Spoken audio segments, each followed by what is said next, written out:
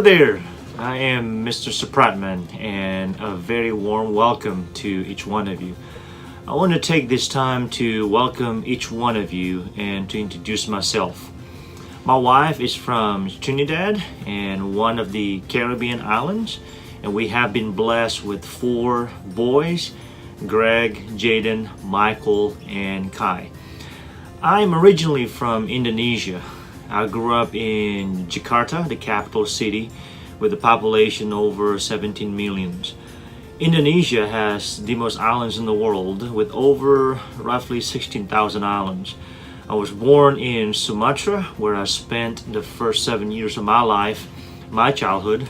If you drink coffee, you might be familiar with Java coffee or Sumatra coffee. Next, my family moved to Jakarta, Indonesia, the capital city.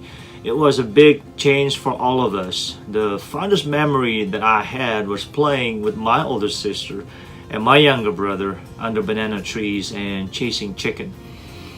A little bit about my religious background. I was raised in a Buddhist environment with my mom as a primary worshiper. My dad is Confucius. So as a kid, I used to go with my mom to the shrine to burn incense. Buddhism is a very rich and interesting religion. I wish I learned more insights from them about the art of meditation and reflection, something that is not frequently practiced in Christianity. I attended Catholic school all the way from kindergarten to junior high, but had never been exposed to the teachings of the Bible. If I may pinpoint a definite time of my spiritual transformation, then it would be when I was about 10 years old. It was then when I started to question various religions. The primary religion of Indonesia is Islam, with the most Muslim population in the world. I studied a few things about Islam, Hinduism, and Buddhism as well. I began praying almost every night, something like, God, if there is a God who can hear me, please let me find the right religion.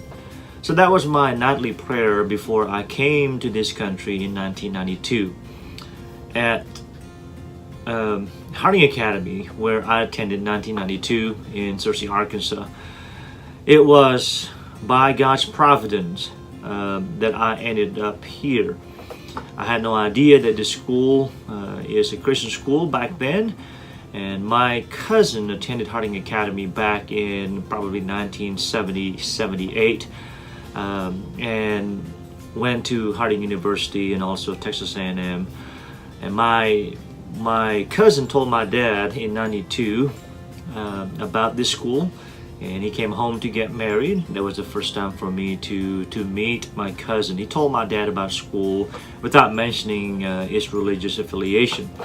At Harding Academy, studying the Bible was my least favorite thing. I remember that those Old Testament stories used to put me to sleep in class. Then I remembered my prayer that began and when I was 10, and I began to read the Bible on my own at night when I got through with my homework. So after about a year of studying after school one day, I called a friend of mine to ask him to pick me up, to take me to the church building to get baptized. When I finished with high school, I attended Harding University for 4 years. I was pursuing international business until the Lord stopped me in the process. I got the Bachelor of Ministry instead. Next, I spent 4 years to get my Master's of Divinity. I have been teaching various courses and disciplines since 2003, from biblical courses for Harding University such as New Testament Survey, Old Testament Survey, the Gospel of John, Acts of the Apostles, Paul's prison epistles. I also teach for Arkansas State University in Beebe, Arkansas, where I teach world history classes, World Civ 2 1660, World Civ Sin 1660, and also a class that is under sociology is called comparative religion. Prior to teaching on BB campus. I also taught on Heber Spring, Arkansas, their campus, where I taught Introduction to Philosophy, World History classes, and Principle of Academic Success as well. I love to challenge my students to think globally and to make a greater impact wherever there might be. I believe in intellectual growth beyond a doubt. However, seemingly immersion is the best way to really embrace and love learning. As a result, I've been leading a 3-day field trip to Dallas for my comparative religion every spring semester since 2007, and that's where we would visit various places, religious sites in Dallas areas. I have recently led an 8-day field trip to El Salvador for my World History classes, World History to 1660, for the past 2 years. As we begin our spiritual journey this semester, my prayer to all of you, found in Ephesians,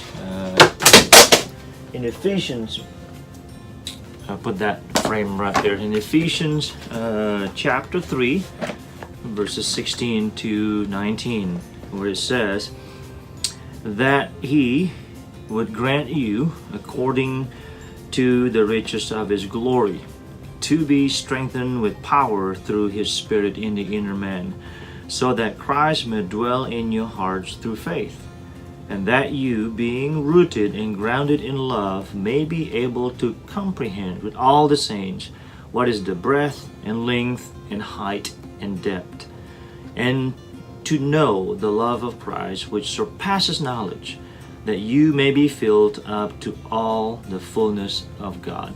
May God bless each one of us as we pursue this semester, as we study more and to learn more about Him.